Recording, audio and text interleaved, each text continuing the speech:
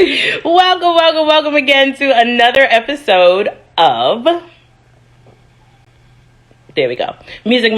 Our featured artist tonight is none other than the media mogul herself, Miss Tracy Dawn Anderson. Party over here, media party over here. How are you, beautiful? So excited to be talking to you. Oh, I'm honored to be here. Ma'am, thank you. I am well. How are you? I am well, action-packed Monday. Action-packed, and I'm glad to be here. I'm so glad to be here. I'm so excited. I'm so excited that you're also wearing your infamous red lip because, I commented on that. This is actually like a fuchsia, kind of a pinkish, and I'm here for it. It's kind of fun. It is. Sorry, my wheel light is all in it. Yes, I'm here for it all. I love a good lip, and I'm loving yours. That cute coral. Yes. Thank you. I tried to do something a little different. It's beautiful. That covers a multitude of sins. So here we are. Yes. Favor, if you just joined, welcome again to Music Mondays with Terri Cann. Tag. Let the folks know we are here with none other than the media mogul, the legendary, the beauty, the talented Miss Tracy Dawn Anderson herself. Oh my God. I'm so happy to be here. I'm going to say this because I'm saying this with great pride that the Tracy Dawn slid in my DMs, right? I'm just very excited about that because you slid in my DMs. You're like, hey, I just like to connect with other believers. And I was like, God bless you. Yeah, nice. That's so sweet, right? But you kept popping up on my timeline, and I'm just like, it just intrigued me because I'm like, you're so sweet. You're giving away like millions of dollars at a time, millions of gifts. Who are you? I was like, who are you? And then I saw your bio. I was like, why is she talking to me?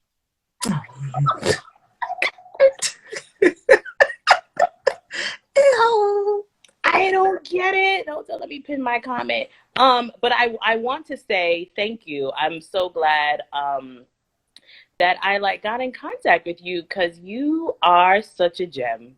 And I'm not saying that because you're on my life, but you are such a gem. Oh. So I want to get into it because I know the folks are like, okay, I need to see what's so amazing about this one because you see, you're a behind the scenes celebrity. I can't even get. People have been saying this celebrity stuff. I am just a nerd, okay? Do I need to read your bio back to you? Okay, so don't do that. I always like to start at the beginning. You started your career as, first of all, you're an entrepreneur, a creative visionary, an advocate, a philanthropist, a public speaker, TV and radio host, and brand influencer. And most recently, a model for J Bolin. Yes, I stalk you. Okay, so that's... You are too funny. Oh. But it all started, your music career, started as a teenager. Yeah. So you have over 30 years in the business, looking like you're 32 years old yourself. And you started by working for one of the biggest selling rap artists in the world, MC Hammer. You started doing marketing. So take us back to the beginning. What is it that made you fall in love with this thing called music? Why did you choose marketing? Just take us to the beginning. Music has just been a major part of my life. How's my audio? My audio's okay? Yeah, I can hear you. Mm-hmm. Okay. It's just been a major passion of mine. I knew that I wanted to do music. I think initially I wanted to sing. Okay. And when you're a kid, you don't really know what you want to do. And so I just knew I wanted to do something, and so the way God ordered my steps was I started off at a record store. Okay. And so just understanding the whole retail marketing part of it.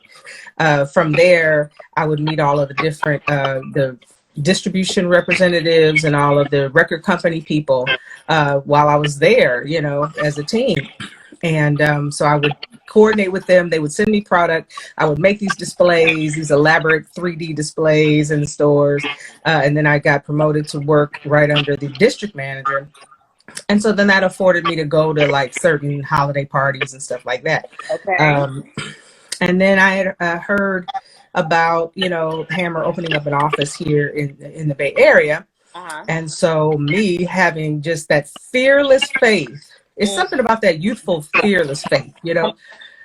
And I ran up on, you know, Hammer's brother, and he's like 6'3" or something like that. And I was just, I want to work for you, you know. And he was just like, okay, I'll have you talk to my office manager, you know. So interviewed with them, and you know, they were like, okay, you know, the budget is, you know, we just signed a deal with Capitol, so the budget, you know, is getting ready to expand. So boom, you know, but what I did was I just kept going to the office as though I was an employee. So I guess it was somewhat of a internship. I love you it. know, for almost a year. Every day after my job, I would just go out there and sit. They allowed me to sit in meetings. They allowed me to do all of that stuff. And it was one day I didn't go, and that was the day of the big '89 earthquake. Wow. And had I had gone at the time that I went, I would have been on the bottom of the Cypress. So there, you know, the Cypress Freeway in Oakland is the one that had collapsed on top of each other. Jesus. At the very time that I would have been there trying to get to, you know, to their office, I would have been on the bottom part of the Cypress Freeway. So my God, that was nothing but God. Year that you didn't go. What'd you say? I said out of the 1 year, the one day out of the year that you did not go. And I was obsessed with going because I was learning, you know. Right. But the Holy Spirit just had me pull off the freeway. I'm like, why am I pulling off the freeway? I had no idea. And it was so baffling to me. I just pulled into a 7-Eleven parking lot just to kind of like gather myself because it didn't make sense. So I walk in there to get something to drink, and the earthquake hit. The earthquake hit while I was in 7-Eleven. So that was the beginning of my music career. That was the beginning for me. Wow. And yeah. From there, just take us through your journey. I don't want to just read your bio. I want to hear from you because this is... However you want to say it, Carol. Oh, they said my audio is crackling. I thought I had heard something crazy. I don't know. Let's see if Mother can find an earpiece here. Let's see. See if this will do us any good.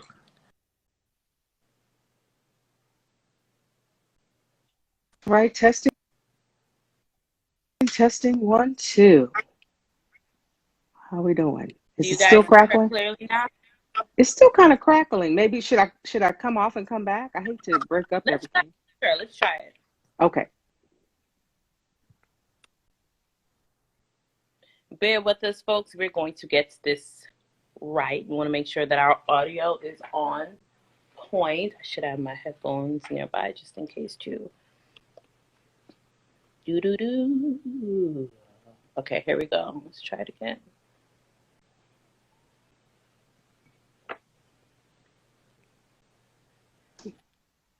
Let's see. Microphone checker. 1 2 1 2. 1 2 1 2 1 2. It's still a little weird, but let's try it. I don't know why I don't hear the weirdness on my end. That's so strange. But okay. You guys let me know. Are you hearing Tracy Dawn clearly? Because test. Testing. Yeah, I think we're good. Okay. Look, they will speak up if it's not. They'll be like, come on, sis, get it together. I love it. I love it. So you started with Capitol Records. You were the marketing guru behind him selling over 10 million records worldwide. Well, I won't say it was a team of us. Yeah. It was a team. And we had like regions that we had. You know, I had the Midwest, I had the South. Other people had different regions. And so basically we were formed because Capitol, they were very new to hip hop. Okay. in terms of marketing hip hop. I think they only had Young MC at the time, if that. And so they were like, what do we do with this? Now, the thing about Hammer is that he had already proven himself in the streets. He had done all the footwork for them. So he had sold like over 100,000 units independently out of his trunk. By himself. Yeah, by himself. And so when he came to Capitol, he was able to pretty much write his own ticket in terms of the deal. So he really is a pioneer in terms of independent companies. He paved the way for the Bad Boys. He paved the way for the No Limit. People like that, where they can go in and say, hey, I've proven myself already in the marketplace. This is what I want. Oh, we're later too. That's awesome. And from there, you were promoted to the director of publicity. How long did that take? The thing about working for a boutique label, because again, we were through Capitol, but we were still operating as a boutique label. Okay. So our our mother company, we were a subsidiary of Capitol. So we were learning. We were just kind of, cross-pollinating. I don't know if that's the word, but we were learning all of the different areas. Yeah. And I was very eager to learn. And so it didn't take very much time. I'd proven myself in the retail marketing part. Right. And then from there, the opportunity presented itself. And so I just started doing publicity, and then later promoted to the head of publicity. And at the same time supporting the management arm. And at the time they were managing like Heavy D and Ralph Tresvant and Houdini and different people like that. Dougie Fresh, we had just signed Dougie Fresh. And so that was so much fun as a young woman, doing what I love. Wow. Yeah. Then you moved into, I'm guessing, I don't know if I'm labeling it correctly, you moved into the publishing side with the Quincy Jones Music Publishing, creative manager at Quincy Jones Music, and you're not a celebrity. Anyway, you make I'm not. I'm just like, the Quincy Jones, managing the catalogs of Quincy, Michael Jackson, y'all. Just pay my respect. And so much more. Notorious BIG, Will Smith. Oh my gosh. She managed Quincy's Grammy Award-winning music catalog. Y'all. I thought you was about to throw that at me. So I'm really interested in how was it being a woman in the industry trying to climb up this ladder? Mm-hmm. That's a loaded question. Sure. I'm writing a book about it. Not specifically about being a woman in the industry, but I'm just writing an autobiography. But it had points of complication, people in that particular time frame, they wanted you to do one thing and one thing only. You couldn't really, cross into various things. Or if you were frowned upon, you were called, they'll call you anything. And so, and if you're halfway attractive, then they will assume that, you did things, to get in position. Whereas my reputation was impeccable because I was pretty innocent throughout, just my whole beginnings of the industry. And so I never slept with artists. I never slept with any executives. I never, none of that. Could y'all give some clap emojis to this woman? I hear so many stories, and I know it's not easy.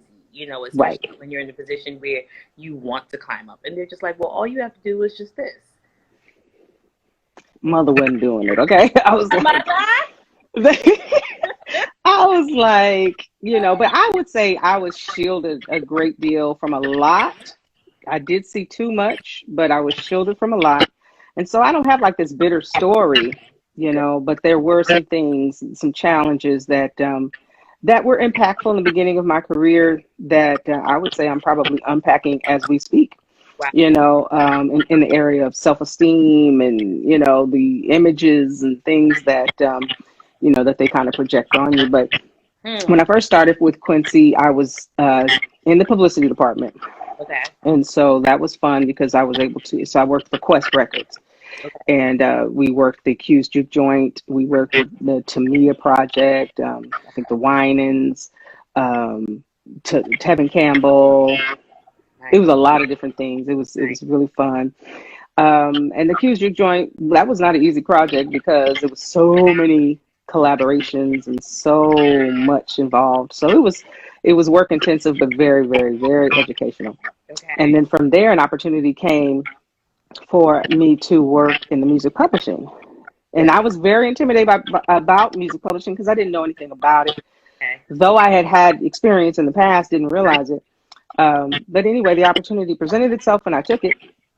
And there was the beginning of me working with writers and producers and being exposed to his vast catalog, that was like genre free. I mean, it was like Frank Sinatra, Count Basie, Sarah Vaughan, it was just like countless. And then the Brothers Johnson, and then I was, assisting with clearing the samples, for artists like Tupac and Biggie, Jodeci, it was so much fun. So you have, again, over 30 years in the business, again, 32. I know I feel like there's been so many waves that's happened since then. So what have you noticed has changed in the industry?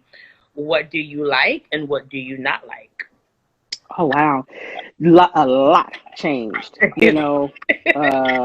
Napster hit and MySpace hit and just, the whole internet piece came out of nowhere.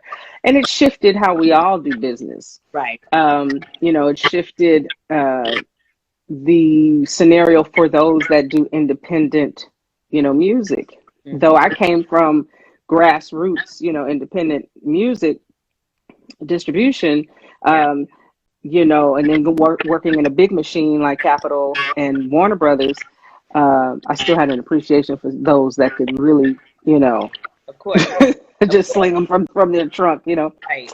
So it was a blessing and a curse in the sense that those that were independent, because I am an advocate for creatives, mm-hmm. You want to see people get the maximum of what they could possibly get for the content that they create. Yes. So when the shift happened, obviously a lot of jobs were lost. A lot of things weren't as important, the record companies took a major financial hit because of the digital downloading, and they really didn't know how to pivot. And so I had moved back to the Bay Area to take care of my mom. Okay. And so, but I thought it was just going to be a pit stop and then I was coming right back. Uh-huh. But it was like, when you look back, what do you go back to? You know what I'm saying? What do you go back to? Because things had changed. The old landmark in terms of being able to have a whole bunch of money to throw at a writer, to say, hey, we want to do, administer your publishing and this and that was over because the money just wasn't as the same. So I would say it definitely impacted the way music is presented. Obviously, I love it for creatives like yourself, who are creating wonderful music and you're not pigeonholed to what an A&R would say. Right. You're able to just put it out there. You have direct to customer access, right? And you can, get all of your analytics and data on your own. Mm-hmm. And then if you do still want to get a big machine, behind you, you're able to walk in the door and demand what you want. See, and that's what I really want to talk to you about, guys. Make sure you're tagging people, especially independent artists. You mentioned something in the beginning with MC Hammer. He was able to, even back then, able to demand what he wanted because he had moved copies. Wait, that sounds like selling drugs. He had sold copies. I use that language too. God help me. No, he's pushing copies. He had sold so many copies on his own that he was able to negotiate his contract.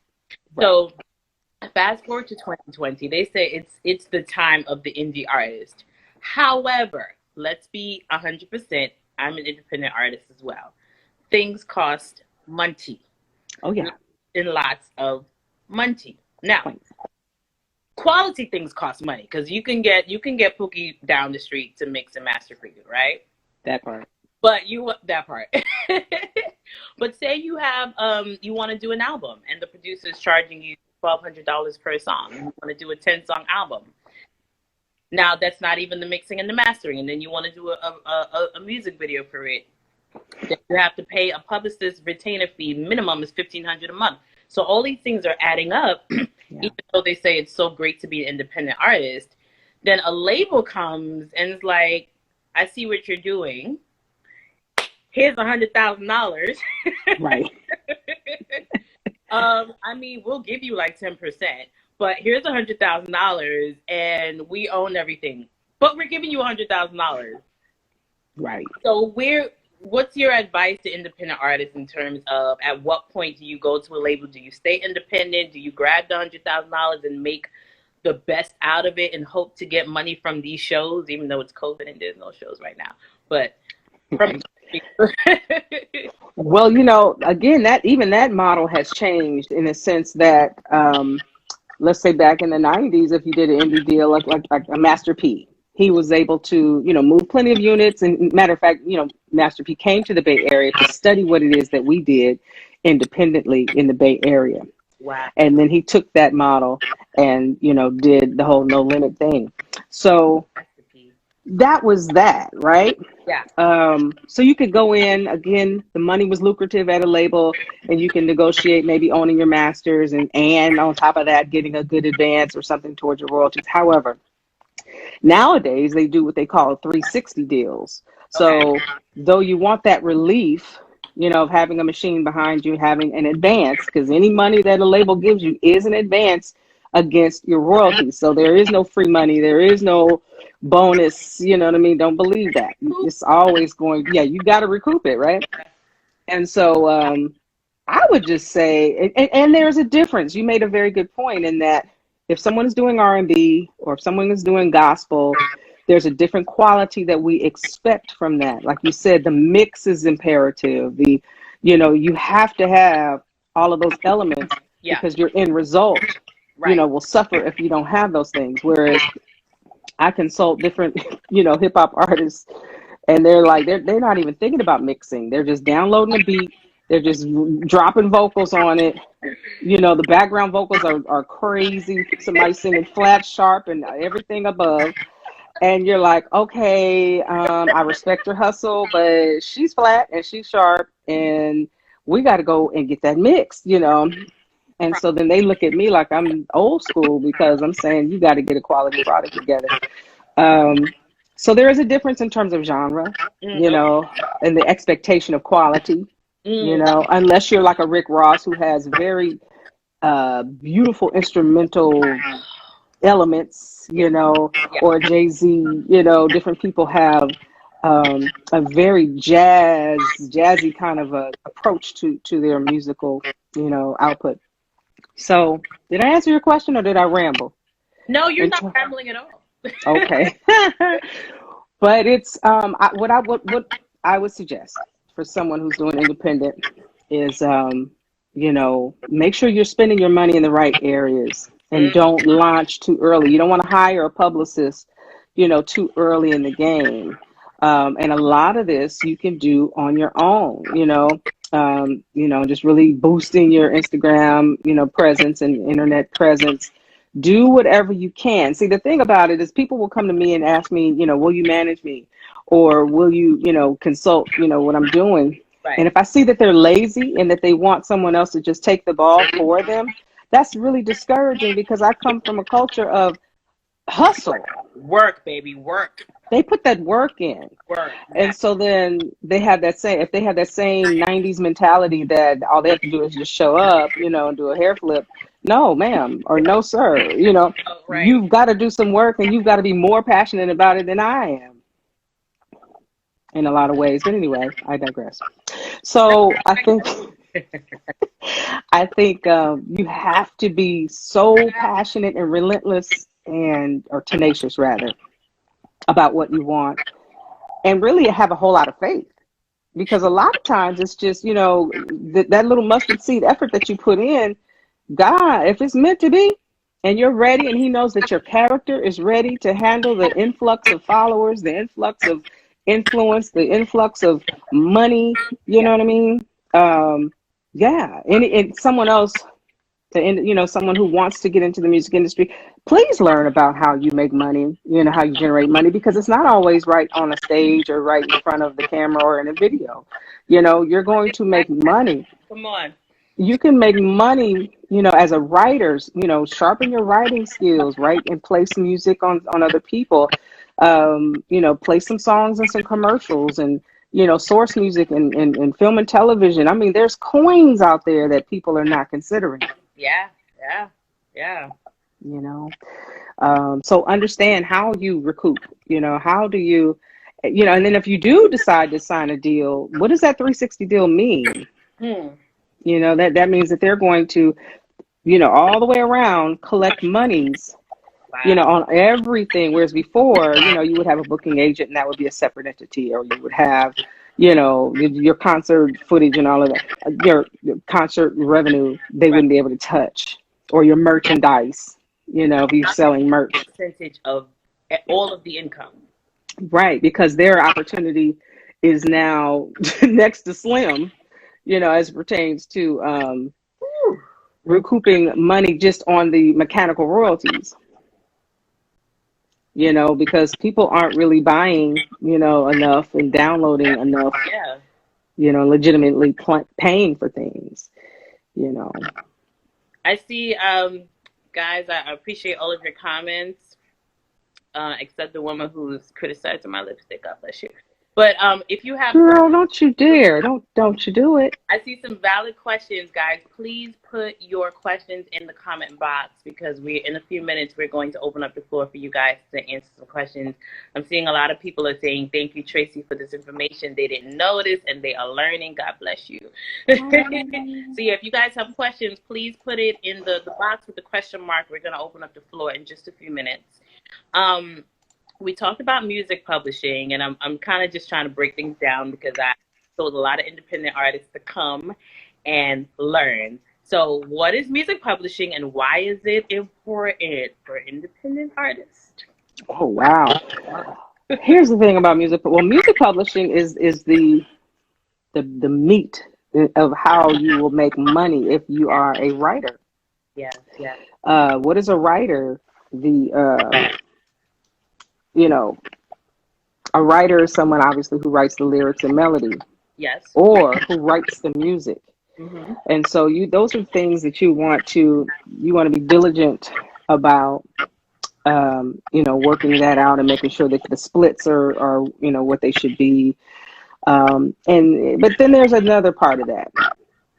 You have a beautiful voice. You love to sing and this and that. And though you may want to get a part of the publishing, but you're not a good writer, it's okay. Sacrifice that and get a good writer so that you have music that people actually would want to buy. And if you're not a good vocal producer, get a vocal producer, But you do want to, if you can, and if that is your gift, in terms of writing lyric and melody or writing the music, just make sure that you, that you get registered, with ASCAP, BMI, or CSAC or something like that, because those performance right agencies will go and get the money for you. If you can hold on to your publishing rights, do that, and maybe just do a licensing deal so that people can collect on your behalf. So whatever you can do to retain your ownership, do that. Yes. That's where I am in terms of a creative advocate, because I've seen some horror stories out there where people sell their publishing and then the song goes to sell millions of records, and then there they are. Or people are like, I'm going to give you this cool 150, and you're like, thank you. And then the song is blowing up. You're just like. Right. Because you didn't really do the math. And that's, I appreciate kind of how Beyonce does things business-wise. There's times where she would take a whole lot less on the front end for the promise of the back end, percentages working in her advantage. So sometimes it's not all about what you can get up front, but it's really how you negotiate and scale what you're able to get, from the residual standpoint on the back end. Tracy, what is the most an independent artist should give away in terms of publishing? What is the most percentage? Oh God. Gosh, I mean, What's fair? What's fair? in most cases, it's a 50-50 deal. In most cases, it's a 50-50 thing. If you're with a big machine, Yeah. And they have the infrastructure to really expose your copyright, to the maximum ability. If they have people who can pitch it for films, for commercials, it's not about just the advance, but what can they do to help get your song in the faces, of the music supervisors and different people. If they don't really have that infrastructure, then you need to question why you're giving away that amount of money or that amount of, percentage. And then also, you may license it for a certain amount of time. And then you're, hopefully after 7 years or something like that, it'll come back to you 100%. So the licensing piece, I think, is something to consider more so than just ownership flat out. Nice. If you can negotiate. Yeah. So that's a cool, wow. See, I'm learning. I'm writing my notes too. And there's so many books like Donald, the attorney Donald Passman. He has a phenomenal book, All You Need to Know About the Music Industry. The music business. Yeah. So that was one of my first books that my VP at the time made me read just to get a better understanding. Nice. But again, it's Donald Passman, All You Need to Know About the Music Business. And that will give you a good foundation of how it works, and get the updated version of it. Obviously things have changed now, with the digital space. So what is the I'm sorry, just a few more questions. Girl, but we here now. Aspirate you. What is the biggest mistake that you've seen artists make where you're just like, no, why did you do that? Oh wow. Yeah, well, selling away their publishing. Okay. For something that seemed, they were desperate at the time. And then they sold all of their rights, and the song went on to blow up. And I had to sit there and watch that happen for a particular song that I won't mention, And so the writer was dear to me as a friend. And in my opinion, his version of it was way better than the one that was published, even though it did very, very well.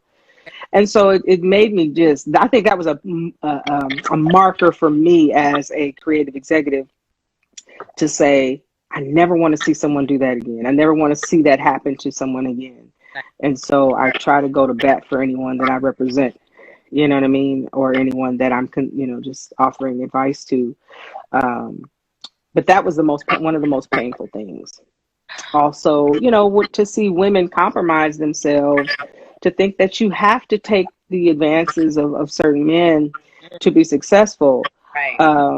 I've seen that over and over again, and that is not necessary. They're going to present that as an option, but you have a choice. Unfortunately, some men are taking advances too. Well, yeah. And I'm not, again, I don't want anybody to think that I'm like, on some bitter Me Too movement. I'm not, She is happy, and I love everybody, you know what I'm saying? But you do see scenarios, in this industry. So, know what you want out of the industry, and do the due diligence, say that fast 3 times, to learn your craft. Yeah. To understand what is expected of you and what is expected of the people that you're doing business with. People have a misunderstanding of what a manager is supposed to do, and so get a real education and understanding so that when you get that person that's willing to invest in your career, their time and their resources, right? So that you can honor that and don't act like a spoiled little kid to think that people need to be paying your rent. You know what I'm saying? Yeah. It's like you have to, if someone is lending their resources, contacts, and things like that, those are things that money can't really buy, you know? I had that situation here recently where I had shared, contacts of different industry people that, were veterans in the industry and knew exactly how to help them lay out the blueprint of their project. Okay. They didn't understand the value of that, and so they So wanted. You say what? you still got that list? Can you? The guy, you're like, girl, so fine, what? Can you stop playing? So, from a manager standpoint or from a creative executive standpoint, make sure that you have someone that is actually ready and that can handle, all the demands of the industry. I had to turn some people away because their character was going to not only mess them up, their attitude problem, their entitlement issues, Wow. all of those things, unfortunately, were resonating as they were dealing with people. Wow. So you want me to then share my resources and you're acting like that, and you know what I mean? Or you can't keep your pants up? I'm sorry. I did I say that? I said it out of my mouth. I'm glad you did. Welcome to Music Mondays with Terri. We talked about the rate. Wow. At what point should an artist get an entertainment lawyer? I would probably start the conversation as soon as you're ready to start your copywriting process. If that's something that's really foreign to you, at least start, maybe get one on retainer just so that you can have some preliminary, dialogue with them to make sure that all the paperwork is in place, all the musicians are listed, everything, that needs to be listed. And Yeah. so maybe start entertaining that as early as you can. They probably won't be negotiating or doing anything on your behalf, right away. But I would probably start that conversation early. At least know who you want to go through. Someone with a proven track record. Now, if they're over there doing prepaid legal, or something, you you got to make sure you got the right, someone who knows a little something about entertainment. Okay. If they chasing people down in an ambulance, that might not be your attorney. I know. It's okay. Just breathe. It's okay. That might not be the person. Get a legitimate lawyer. Right. Just make sure that, it's legit. It's okay. Oh my God. I have a question that came in. Guys, if you have a question, just please place it in the box with the question mark. This question is at your discretion to answer. The question is, will you ever get married? Okay. Hopefully, yeah. I believe I will. Who said that, child? Let me see who's asking me about that. Born for a purpose. Okay, born for a purpose. All in my business. But no, I'm teasing. I do. I believe I will get married. Okay. I believe I am a wife in waiting. Oh, a wife. Now, I want to go a little bit to the PR side. When we think about branding and packaging as an independent artist, what advice would you give to an artist when they say, okay, I'm ready? So essentially, what is the total package for an artist? Because there are ingredients to this thing. People think, oh, I can sing, I'm an artist. Right. There is a difference in terms of that secret sauce, I think, They should, I think, ownership of their name, if they could trademark their name, that would be inexpensive, but good place to start. Nice. Then from there, make sure you own, obviously, your domain name. Yeah. And then from there, you want to make sure that your social media handle is the same on every single platform. Every single platform. Boom, 29 on Instagram. You know what I'm saying? Just try to make it the same, because the thing about it, I got notifications going off right now on my phone. So it's like people get easily distracted. So if they have to think too hard about what your handle is on Twitter versus on Instagram, you're going to lose people. Yeah. To another notification that's coming in. So make sure that you are consistent across the board. Yeah. I love it. Mm-hmm. Love it. Okay, so then brand, obviously, you want to get a professional photographer if you can. No cell phone pictures. Listen, I like a selfie now. I got an affinity for a selfie. I do. I love it. I do. But if you are an artist and you're not just, a nerd like me, go ahead and get you a good photographer so that you are represented. And then it's like, really, as an artist, you need to have fresh images at least every 3 to 6 months, which, yeah. I've been trying to do another photo shoot, and then Corona, and then that week, and like, I don't want the world. Ooh, like this chin. See. That's why I haven't done that, because they get on me all the time. Girl, get you a photo shoot. What are you doing? You know better. You teach people this. And I'm like, well, the way this double chin is working. Okay.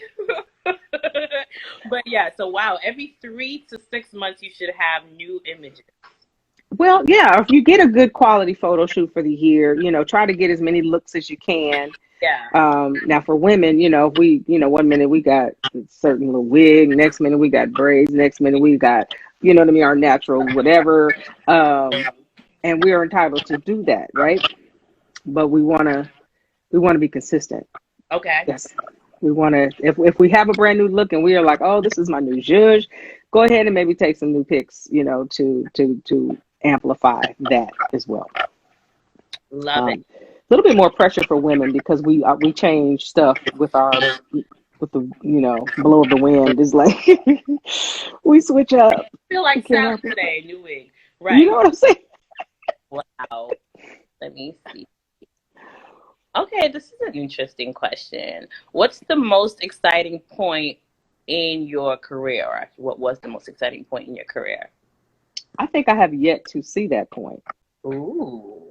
Now, one of the things that was really fun for me, I guess, when I just first started working for Quincy, I was in his sheet music room. Okay. And I had to go in there for something, right, pertaining to a copyright. So I'm going through the cabinet, and I'm like, this is signed by Michael Jackson. Okay. And you know what I mean? And so I'm like, going through this, I'm like, I'm really up in this thing. They let me in here. Like, girl, fly on the wall. So that was like, that was explosive for me, just to think what an honor to even be exposed to his catalog, and let alone, a trusted member of the team. And so that was, I think, pivotal for me. Meeting Ray Charles was interesting, this was way before the movie. Yeah. And so Quincy introduced him to me. He was in the office. I think it was like an office party or something. And so he grabbed my hand, but then he was, grabbing my wrist. And so I'm looking at Quincy like, what? Why is he grabbing my wrist? What's happening right now? And so they just started laughing. And Quincy was like, she's all right, man. She's all right. And so I still didn't know what that meant until I saw the movie. Hey, Quincy, wow. Oh my God. When I saw Ray Charles's movie, I was like, oh, he was trying to see if I was a good looking woman or not. You started. Hey, holla, girl. We was just trying to see what was on, no pun intended. But yeah, that was I've had some very random moments like that I cherish. And it was before cell phones, so I couldn't get no selfie, Right. So it's just up in here in my memory, and it'll be in my book. Okay, I can't wait to read it. Have you always been a woman of faith? Because you really project that, which is another thing that I absolutely adore about you. You were serious about your Jesus, honey, okay? You were serious about it. Have you always been a woman of faith? And if you have, what has been the hardest part of keeping your Christianity in a cold industry world? Like, have you know, right, different worlds? How do you think that? Listen, I've always believed in Jesus. I think since I can remember my earliest memory, but in terms of me being a disciple, a disciplined follower. That happened while I was working for Quincy. Yeah, God was like pulling at me, and I was trying to pull back, and then he was pulling at me, and right. And so I went ahead. I was like, okay, I'm gonna go on and walk the plank and go down here and give my life to the Lord, and then that's where the journey really, really began. Right. And I think that's when I think I had a heightened spiritual, awareness of what environment I was in. And that's just where my learning journey began. Wow. So I think I always had a good basic moral compass, Okay. of what I wanted to do, what I didn't want to do. I was not perfect, you know what I mean?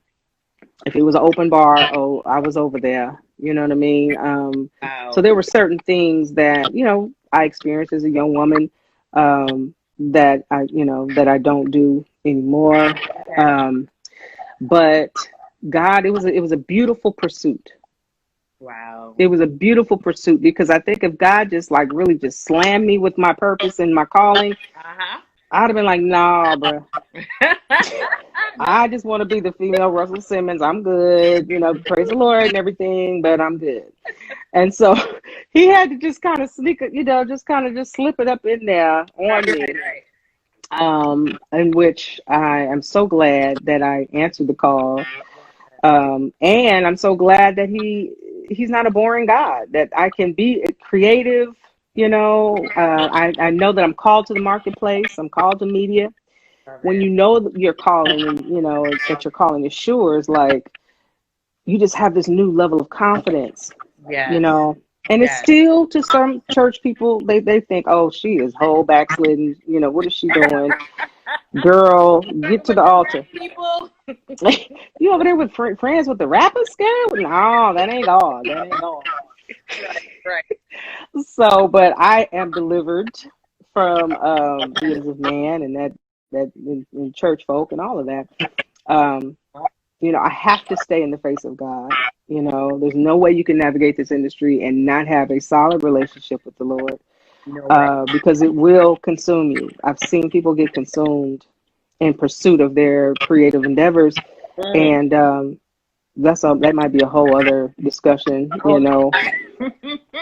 But yeah, you gotta be grounded. I think faith is a key thing, to sustaining yourself, your core, so that all that this industry offers does not consume you, because it offers a lot.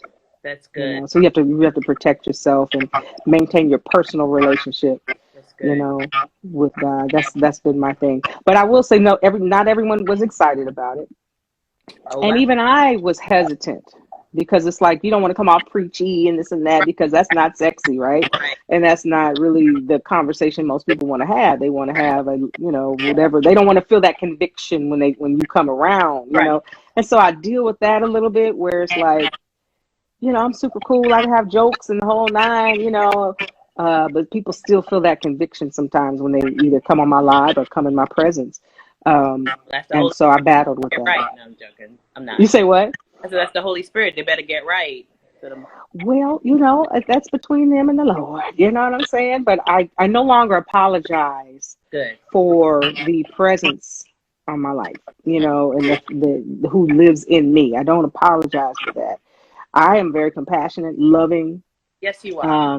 Understanding. I know everybody has a journey, and so you're not going to see me shaking my finger at anyone, because there's other fingers pointing at me. You know what I'm saying? And I'm always humbled and reminded that it's a daily walk. We got to kill this flesh daily, child. Daily. Every day. So I'm more busy trying to keep myself and my mouth and my mind in order before I could judge anybody else. But right. It's not easy. It's not easy, because it's not a popular choice. Right. But I think I was born for this, and so I don't even have a choice. So it's like, it is what it is, But I think I have a different type of a grace for those that are in the music industry and hip hop industry. I think that's why, for such a time as this, that he is putting me back into a position of having access to certain things, because I have a different level of compassion and understanding for that. Whereas someone who just grew up and, in the church and have never been exposed to anything and don't have the dynamic history, they may not have the same level of discernment or compassion. So I know that I'm in a very unique position, and with you saying that, it's a beautiful position to be in too, because as you mentioned, like growing up in the church and just being in that one, you can be tunnel vision, right? Absolutely. And everything else is like, but absolutely, it's a beautiful thing to be able to be in that world while maintaining who you are in Christ, and that's what's gonna win over people. Like, oh, she's down to earth. She's not judging me. She loves me no matter what, and she's telling me in love what I may need to come over to that side. That's a lot more accepted than the yeah, because if somebody shook their finger at me right now, because it's like church leaders that are shaking their finger at me like, what you doing? You know what I mean? All up on the Instagrams. You know what I'm saying? You need to have your nose in your Bible instead of up on Instagram. But catch it. I know that I don't when I get off Instagram. You know what I'm saying? Yeah, it's a unique position. Working and talking heresy, you are fine. Listen, they're going to judge me anyway. I don't care if I'm teaching Bible study, child. They're going to judge me anyway. You're teaching Bible study with that pink lip? Ooh. Girl, always I had my old pastor's mother one time. We were at a dinner, and I had on my hoops. Like, I live in a hoop. Yeah. And she just, it was like that ding, ding, ding. She had announcements to make at the table. And so I didn't know, but she was like, the Lord can deliver you from wearing those big old earrings and stuff. And I just leaned back in my chair. I said, oh, my God, what? I'm like, girl, I'm going to wear these hoops now. If you can't catch this Jesus with these hoops, I just ain't the person for you. This is what turns people off. Right. That's why I feel like you're in a better position to catch some folks than like her in her category. Why? Right. Yeah. So I just, but she's an elder, right? So I just, nodded. Yes, praise the Lord. Come on. But I just, pulled my hair back like, girl, but I still got these hoops on. Still love Jesus. All that. I'm gonna ask one more of these questions. Somebody commented, "Girl, Ray was checking for you." I could just hear them. "Girl, Ray was checking for you." Who was? Ray. Remember we were talking about Ray Charles? Oh, look, he was just trying to see, make it do what it do, baby. Checking for you. He was just trying to see. Asking, how long have you known D Nice? Oh, wow. Well, I met D Nice 30 years ago. We were at a music convention, and I was working for Hammer at the time. Okay. And so we were both very young. We had to probably be about 19 or something like that. And he had just dropped They Call Me D Nice. And I met he and Tony Rasan, his manager at the time. And Derek and I, we did not keep in touch. We did on Facebook and Instagram and stuff like that. But, we hadn't been talking. But Tony and I were more in touch. And so then COVID hit. I would say, well, right a couple of years before COVID, I was having a dialogue with Derek about just his documentaries, because his documentaries are like off the chain. I need to check. So I was like, yeah, oh man, his photography skills and cinematography skills are amazing. And so I was inboxing him on Facebook. I'm like, dude, wow, we need more of this. You know what I mean? So we were just having this dialogue or whatever. We didn't further that conversation. And then just, 2-3 years later, we're here. And who knew? So it's like, you just never know, we count things as chance meetings and, but God knows what he's doing. He has an amazing, collection of people around him, that have walked that whole journey with him. And so I honor those people. But God, has allowed this moment, for me to just fan his flame, as God is just positioning him And as a result, I've met so many amazing people within Club Quarantine that are on here right now. So Yeah, it's amazing. tell you, it's so amazing. I love it when he goes live and I'm at the gym. I be like, come on, D, come on, help Okay. Helpassister.com, because we out here. Right. He's great. He's amazing. Wonderful human being. Very loving, very compassionate. It's awesome. His creativity is like genius. You know, people have yet to really understand the depth of it. And that's just me speaking, you know, in terms of what I see him doing, just from his graphics to his photography to him being a like 14-year-old, you know, producing Boogie Down Productions. I'm like, the songs that he sampled, how did you even have access to those songs? I just have, you know, and he's a very giving, very gracious person. And so if there's a highlight to 2020 and, you know, all of this, first off, I give glory to God for, you know, my health and strength and the health and strength of my family, you know, during this time of COVID. But a running second definitely is having been in his world during this whole thing. Wonderful. Yeah. Wonderful. So this is the third time this question has come up, which makes sense. So we're going to pivot to, so what are you doing now? What's Plush Life Media? Everyone's asking, when is this book coming out? Yes. I'm writing the book as we speak. You know, the process isn't the usual thing because I believe God is writing the book through me. And so, and there's healing happening. You know what I mean? Once I get to a certain pain point, I'm like, oh, Jesus, you know what I mean? So I'm sitting at my computer crying and just with the ugly face, you know? So it's a process for me because it's not just because I pushed the concept of writing this book away because I'm like, number one, I feel haughty trying to write a book about me. You know, who cares? I'm not, you know. And so I really battled with that until God had to send 99 confirmations to say, yeah, hello, I told you to write the book. Well. And so I believe people, when they read the book, they will laugh. They may cry. They will be inspired of just God's pursuit of me. As I pursued platinum, he pursued me. And so I think it's going to be something that I'm hoping will inspire young women that want to work in the creative space, that you know, may have some obstacles while trying to do that. It's a lesson in grace. It's a lesson in mercy. It's a lesson in once you know that you're marked by God for purpose, a lot of the pain points that you experience are not in vain. They're not. It wasn't like God just turned a blind eye. A lot of it had to do with the fact that you have that target on your back because you are called for a greater purpose. Selah.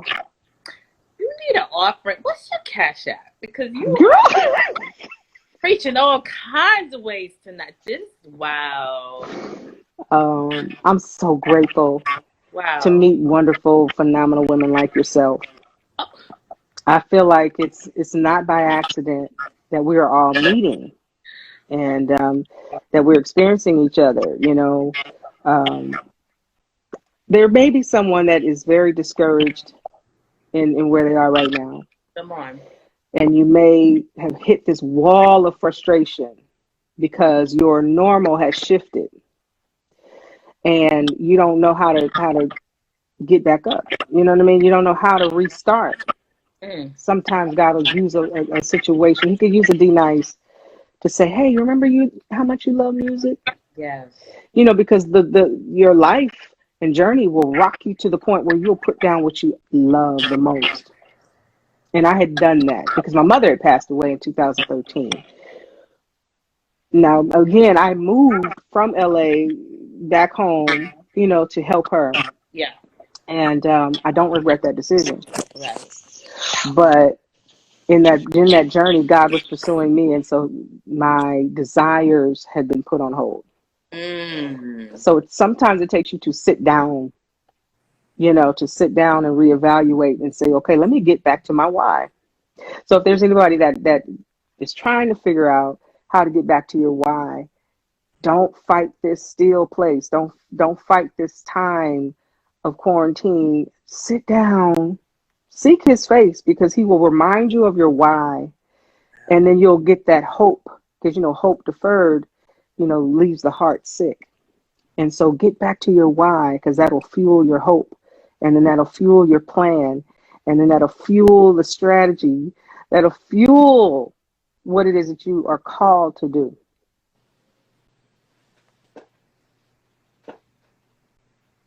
That you got to get back to your why. And so that's where I am. And as a result, it's like, okay, you got your why. Now the strategy is updating your level of excellence. So now he's giving me a glimpse of where he's taking me in terms of Plush Life Media. Somebody asked me about Plush Life Media. Plush Life Media initially was Plush Life Events. And so I was doing events, and this and that. And then I was diagnosed with lupus. And so one of the last events that I had done, I was sitting on the side of the stage like, Jesus, overwhelmed, like, I can't do this no more, So I said, well, let me pivot. I'll do an event when I want to do an event, right? But I don't want to be running around doing events for other people. But anyway, so I shifted to the media part. I kept filling this pool that he was calling me to media, to multimedia, whether it's music, film, digital offerings and stuff like that. So I changed the name of my company and the purpose of my company. And so my goal is to produce content, whether it's a podcast or syndicated radio. I'm speaking that into existence. Come on,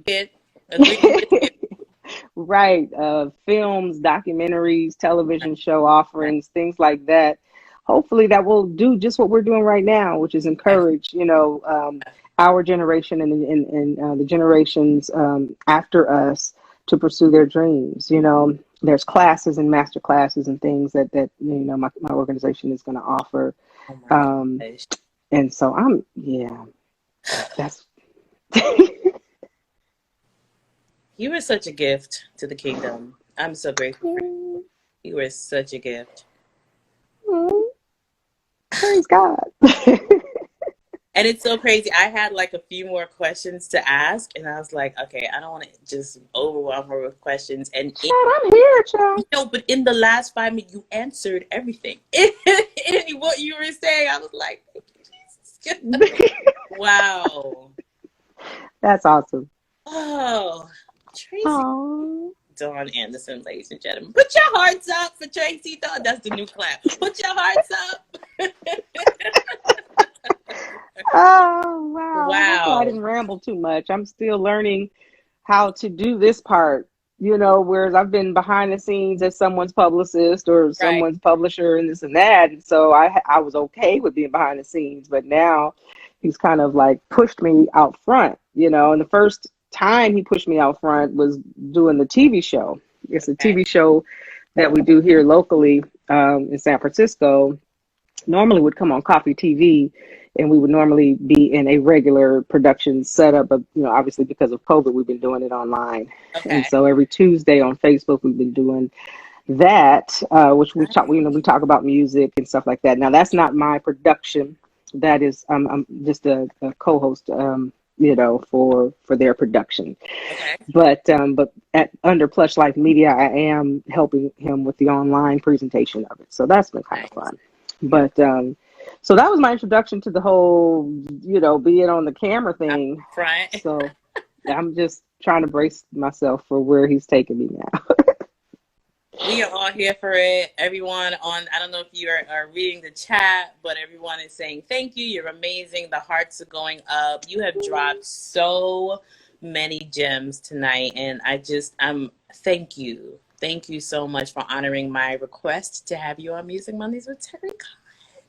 Oh, thank you. So where can they find your music? We might have to do a part 2 where we're learning more about your music offerings. Switch it up on me? Did I become the interviewee? I won't do that. Okay, I'm learning etiquette. I'm learning interview etiquette. I'm sorry. Look, just follow me, guys. Just follow me at Terri Cann Music. Hit the link tree. Everything is there. Spotify, Apple. Check out. I would just appreciate if you guys tune in every Monday for Music Mondays with Terri Cann, because a lot of people are saying that they learned so much. You know, and I want to educate the folks because I've spent a lot of money on mistakes. Okay. Listen. So you and me both. So you and me both. This has been so awesome, Tracy. I'm just gonna be hitting up your DM every day to say hello. Oh, listen, and if anybody needs to get in touch with me, you can go to my website, plushLifeMedia.com. If you just want to, cut to the chase and email me, you can go to info@PlushLifeMedia.com. And, I could sit here in the front like it's a whole staff, but it's me. I'll answer the email, okay? So it's okay. So can independent artists also contact you for your service? They can. Okay, good. Yeah, they can definitely contact me. I'm actually going to be teaching some classes and things like that for those who just kind of, maybe in 3 different tiers, for beginners, for people who are established, and for those that really want to, scale their whole brand up to the next level. We're going to be doing some really, really cool classes, not only for music, but obviously PR, and branding, and just, I keep getting an influx of people who are starting businesses. So those that are starting businesses, I definitely want to share resources with you. So go to my website. I mean, I think people, like with the onset of Corona, people are like, all right, well, clearly my 9 to 5 cannot be my end all and be all. And it's really a time that people are letting their creative juices flow. This is really the time. So we're grateful for people like you that are educating us. That you are the experts educating us. So thank you. You're very welcome. Guys, thank you again for tuning into Music Mondays with Terri Cann, where our featured guest was the one, the only, the lovely, the talented, the beautiful media mogul herself, Tracy Dawn Anderson. Prophesy. Follow her. Come on. Follow her. She has a lot of information. She's genuinely nice, guys. She doesn't even have to, because she's so beautiful and experienced. You can be like haughty, but you're not. God bless you for that. So follow her, talk to her, get educated. Meet me back here Monday at 7 p.m. guys, for Music Mondays with Terri Cann. God bless you too. All. Tune in to Afro Praise Inspiration tomorrow morning, 8 a.m. Eastern Standard Time at WESR Radio. Afro Praise Inspiration with Terri Cann. Love it. Afro beat, baby. Yes, I'm here for it. All right, sweetheart. Thank you so much. Thank you again. Good night, everyone. Welcome.